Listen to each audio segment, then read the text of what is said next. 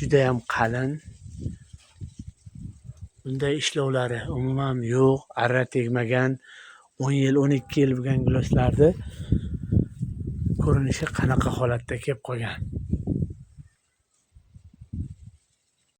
Keling mana uy sharoitida gilosga 8 yil, 10 yil atrofida bo'lgan gilos arra tegmagan, olinmagan, qanaqa qalin holatda ko'rinishda birgalikda ozroq shakl berib o'tamiz. Arra urganda bunday olib keling. Har gal aytib o'tamiz. Urish kerak emas.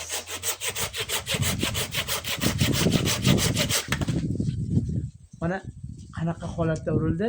Sirasi kraska surishlik esdan chiqmasin. Yonbosh holatda uriladi. Videoni o'tkazib yubormaymiz. Oxirigacha ko'rsak, nima bo'lib chiqadi, keyin aytamiz. Xulosalarni kommentariyalarda qolamiz. To'g'ri kesildimi, noto'g'ri kesildimi? Ana o'shani. Endi qarang, har gal aytib o'tamiz, novdalar erkin turishligini. Bizda qarang, qanaqa ko'rsatkich beryapti. Biz juda ham chiroyli hosilxona har tomon. Lekin ilojimiz yo'q. Yarali kasallanib qo'yadi. Gilos juda ham nozik bo'ladi. Shira chiqazish, kasallanish ana shu tutashgan joydan kelib chiqadi. Mana o'zi boshlanadi. Kartayla olinadi. Kartayla ketadi.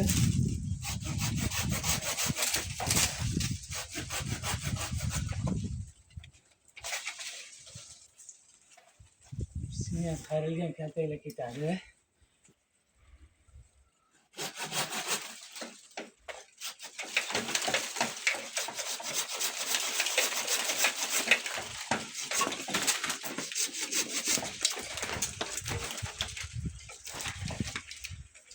Novdalarimiz erkin tushsa, qanaqa go'zal ishlaydi. Bizda asosan hosilxona kaltak o'ta ham go'zal bo'lgan kaltak mana. Mana bilamiz, qanaqa go'zal kaltaklarimiz. Mana bu kaltaklarimiz juda ham go'zal holatda. Mana endi bo'ldi. Taksini olamiz. Taksini. Anchagina oldin pastda ko'tarib olamiz.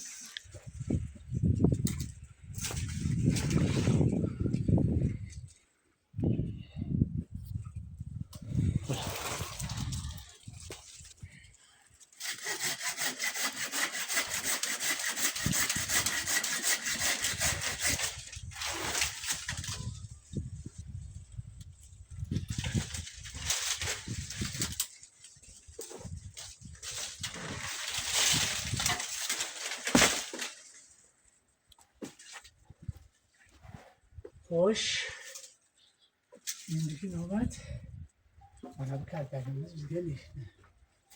Soyada qoladi, baribir hosilini yo'q.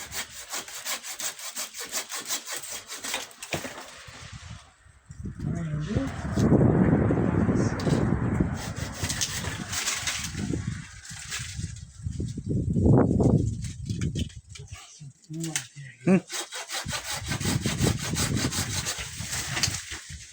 shuni orada aytib o'tishimiz kerak, kraska urishlik esdan chiqmasligi kerak. Kichkina tangadan yuqori bo'lgan kesilgan arra urilgan tochka har biri kraska ko'rish kerak. Agar kraska urmasak, o'rta o'zak yoriladi, ichkariga qurishlikda olib kirib ketadi. Har gal aytib o'tamiz, bunday olib keling. Mana ozgina qolgan ko'sak ham bizga nima xatoni olib keladi. Mana kesilmagan joyi.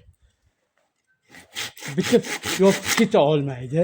Agar mana shu vaqtida olinganda edi, tekis mana bu teri qatlami juda ham chiroyli qoplab olgan bo'lardi.